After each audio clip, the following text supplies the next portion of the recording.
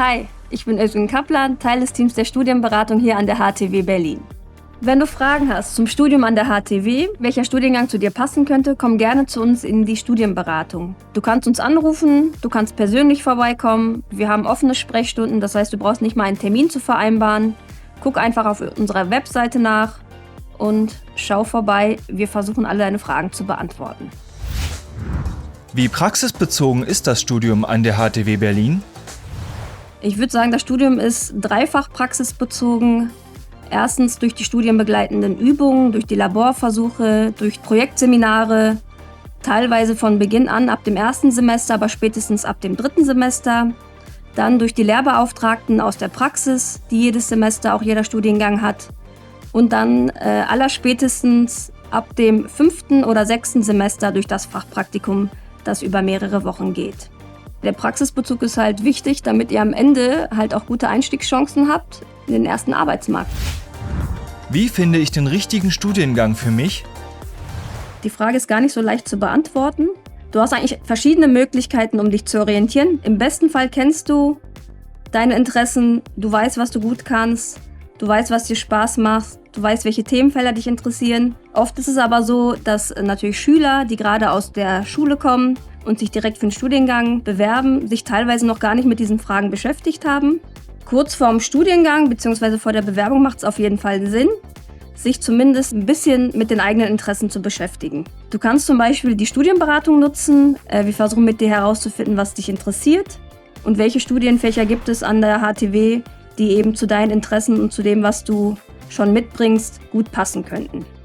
Du kannst, wenn du die Möglichkeit hast, im besten Fall auch noch die praktische Erfahrung suchen, zum Beispiel durch Praktika, Freiwilligendienste.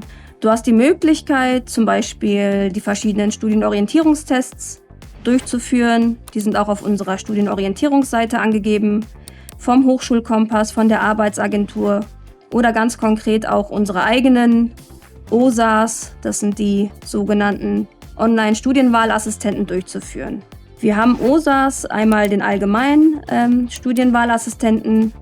Wir haben auch noch studiengangsbezogene für die Informatik, für den wirtschaftlichen Bereich, die du einzeln auch durchführen kannst, um zu gucken, passt der Studiengang zu dir, beziehungsweise ist der Studiengang inhaltlich genau das, wie du dir das vorstellst.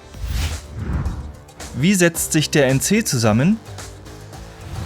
Der NC wird immer dann errechnet, wenn es mehr Bewerbungen gibt als Studienplätze. Das trifft auch in den allermeisten Fällen zu, dass zunächst ein NC errechnet wird.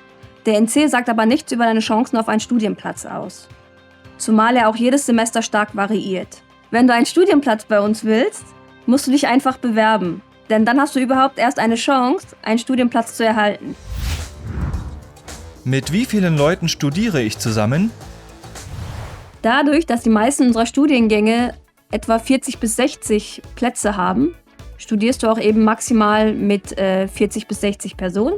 Das heißt, es kann schon sein, dass du mal in einer Vorlesung mit einer größeren Gruppe an Leuten bist, aber spätestens in der Übung, in den Projektseminaren oder bei den Laborversuchen sind es eigentlich maximal 20 bis 30 Leute, mit denen du zusammen studierst. Das macht das Studium an der HTW natürlich auch nochmal besonders persönlich. Was kann ich tun, wenn ich mich noch nicht so fit in Mathe fühle? Du kannst bei uns immer vor Semesterstart, das heißt im September oder im März, je nachdem wann du startest, an den Mathe-Brückenkursen teilnehmen. Sobald du ein Studienplatzangebot bekommen hast und dieses Angebot auch angenommen hast, kriegst du auch die Info dazu, wie du dich dafür anmelden kannst. Und dann wirst du quasi innerhalb von 3 Wochen nochmal mit den Basics fit für Mathe gemacht. Außerdem haben die einzelnen Fachbereiche auch noch Tutorien, die sie anbieten. In der Regel sind das Studierende aus höheren Semestern, die sehr gut in Mathe sind und zu unterschiedlichen Zeiten Tutorien anbieten, zu denen du gehen kannst mit zum Beispiel der Matheaufgabe, die du nicht lösen konntest und dort um Hilfestellung bittest. Und die schauen sich dann gemeinsam mit dir die Matheaufgabe an und helfen dir beim Lösungsweg. Die Teilnahme an den Tutorien ist freiwillig, das heißt, du kannst selber einschätzen, ob du Unterstützung brauchst bei der Lösung der Matheaufgabe oder nicht. Kann ich Sprachen lernen und im Ausland studieren? Du kannst bei uns auf jeden Fall Sprachen lernen. Du musst sogar mindestens eine Fremdsprache belegen. Das heißt, in den allermeisten Fällen, wenn du keine andere Fremdsprache auf dem Niveau B2 hast, wählst du Englisch. Ob du dann die zweite Fremdsprache noch freiwillig dazu wählen möchtest, ist dir überlassen. Aber du musst mindestens eine Fremdsprache bei uns wählen. Und du kannst bei uns auf jeden Fall auch ins Ausland gehen. Das machen die meisten Studierenden ab dem 4. Semester. Dafür ist das International Office zuständig. Die bieten dafür dann auch vorab Informationsveranstaltungen an und sagen dir, wie du dich für ein Auslandssemester bewerben kannst.